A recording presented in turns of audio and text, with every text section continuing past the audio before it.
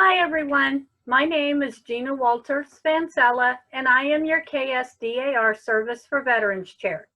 I am so excited to talk with you today about our statewide DAR Day of Service project. Not even a pandemic can stop our DAR daughters from their mission. Let's start with the details for the service project. The when.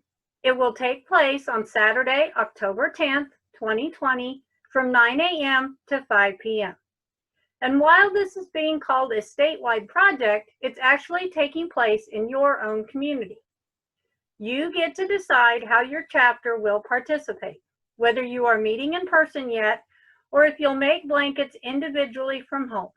Every county is in different stages of social distancing, but I do want you to continue to stay safe throughout the day. If you are meeting as a group or inviting other organizations or church groups or friends and family, don't forget to reach out to your chapter members who may even live out of state. They can absolutely join in this project, and then they can donate their blankets in the communities where they live. What a great way to involve our members who don't always get to participate with us. Your chapter will get credit for the service hours completed throughout the day. All the blankets you make will go to veterans who live in your own community. And when we reach our goal, Kansas DAR will be in the Guinness Book of World Records. And I have no doubt we will reach our goal of 2,020 blankets for our veterans. So a question that I've received: how do we know who to give our blankets to? I would call nursing homes, assisted living facilities, your hospice care representative, local income housing, or maybe even your American Legion and VFW units, because they will all know who the veterans are in your community. Another question: when do we give them out?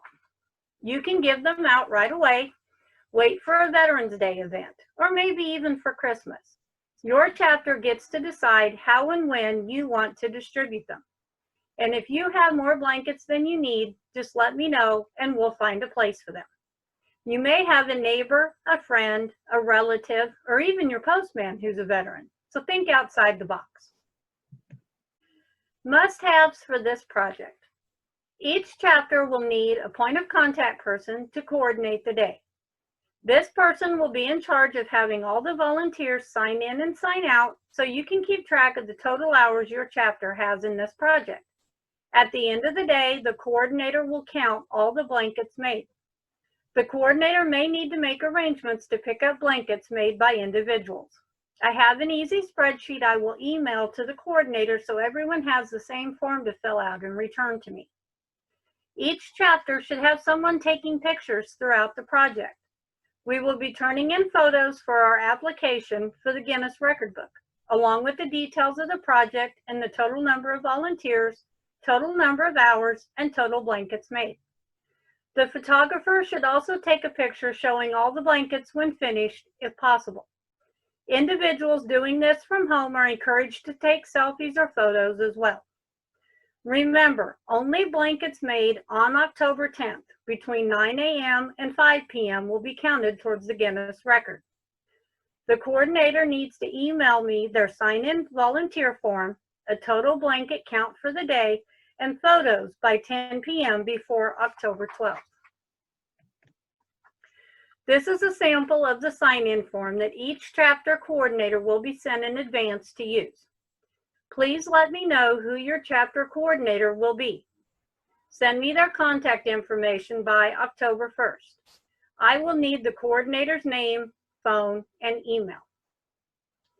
So what will you need to complete your blankets? You will need 2 pieces of fleece per blanket cut to 1.5 or 2 yard pieces, sharp scissors or rotary cutters, a ruler or yardstick, a marking pen, and a table or comfortable space to work. Another question that I've received: what size fleece do I need? 1.5 yards or 2 yards? These won't be very big. They are meant to be a comfortable throw or lap size blanket, not large enough for a bed. The initial pattern that I had found and distributed last year at the committee fair called for 1.5 yard cuts. But if you buy a kit that has already been cut, those are 2 yard pieces of fleece. So either is fine. The width of your fleece fabric is around 58 inches. So a 2-yard cut and a finished tied blanket will be approximately 58 by 72 inches with the ties, or 46 by 60 on the inside measurement. The 1.5-yard cut will be a little smaller, but will still be a perfect size for a lap blanket. You can use 1-yard cuts also to make really cute baby blankets in a smaller size. These smaller sizes make a cute dog or cat bed, so keep that in mind for future projects if you want to support a local shelter or animal rescue. So another question, can we pre-cut our fleece pieces before we arrive? Yes, you can. If you want to square up your fleece so they're ready to start putting together when you arrive, you can certainly do that. But remember, you cannot bring finished blankets for the count that day. You have to make the blankets on the 10th between 9 a.m. and 5 p.m. for them to count for the Guinness record. If you have someone who has made some ahead of time and just wants to donate them with your blankets, then you can certainly accept them and donate them with yours. Just make sure you do not count them with your total at the end of the day. Another question, can I bring my kids to help? This is a great question, and it's a wonderful family activity. What a great lesson to teach our kids about doing something for our veterans as a way to say thank you for your service. Who knows, they could be your future CAR members. I know my grandkids are going to be helping me that day. So let's get to the fun part. Here are the step-by-step instructions on how to make your blankets. Step 1. First, lay both of your fleece pieces on top of each other, wrong sides together, and cut off the selvage edge. That's the edge that isn't cut. Step 2. Cut a 6-inch square out of each corner, keeping both pieces of fabric together. You can use a ruler, lay it across the edge of the fabric and cut around it, or you can use a marker then cut, whichever is easier to do. Step 3. Keeping both pieces of fabric together, cut the strips 1 inch wide and 6 inches long. You can lay a ruler across your fabric, or you can use a marker. You can also use your thumb to gauge a 1 inch width. Make sure to cut through both layers. Step 4. Begin tying your knots. Just make sure you do the exact same knot all the way around so they're uniform. I like to fold the tassel up and around to form a knot. Or you can tie the 2 individual strips together like tying a regular knot. If you do it this way, make sure to tie a double knot so that it holds. Step 5. Finish your knots on all 4 sides to complete your blanket. If you would like to wash your blankets before donating to the individual, you can certainly do that. If you're donating to a location like a nursing home or a VA facility, they will need to launder them before they're used, so you may not need to wash those. I have had one of these blankets for years, and it still looks and feels great. Regular washing has not hindered the blanket in any way, and everything has stayed tied very secure. Remember, the most important part of this project is the number of veterans we will gift with our donations. Keep that in mind throughout the day, and above all, have fun. Here is a short video showing how to make your no-sew tie blanket. Hi everybody, Gina here. We are to the fun part of our DAR Day of Service project. And for those of you that were at the committee fair last year, this blanket probably looks familiar. We had it at the committee fair last year.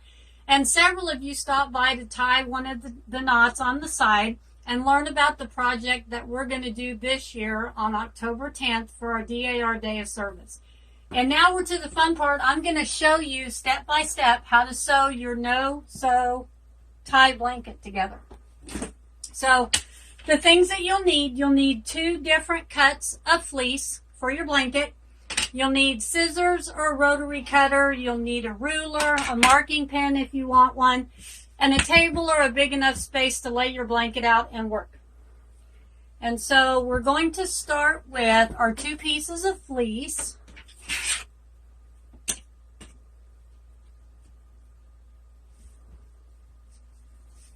Okay, and so you have your 2 pieces of fabric. You have the top, and then this is also the top. You have your 2 wrong sides together.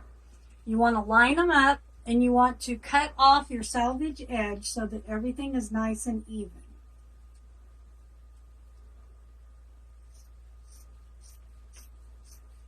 Okay, and then once you get your salvage edges cut off of both sides and you've got your blanket all square, your next step is you're going to cut 6-inch squares off of all 4 corners.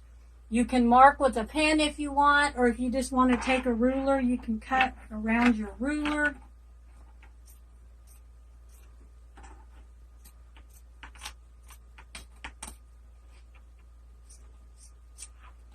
Okay, and you're just going to throw those away, and you do that around all 4 sides. So then after you get all 4 corners cut, you're going to take a ruler, you can use a yardstick, and you're going to cut your strips 1 inch wide every inch, and you're going to do that all the way across.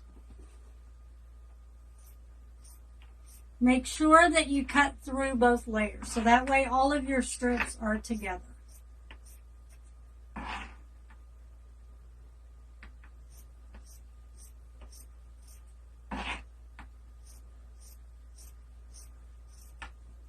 And then after you cut your strips all the way around, you've got 1 inch by 6 inch. All you're going to do is start tying your blanket. If you tie both of them together, do it the same way all the way around. So that way your blanket is uniform and all your knots look the same.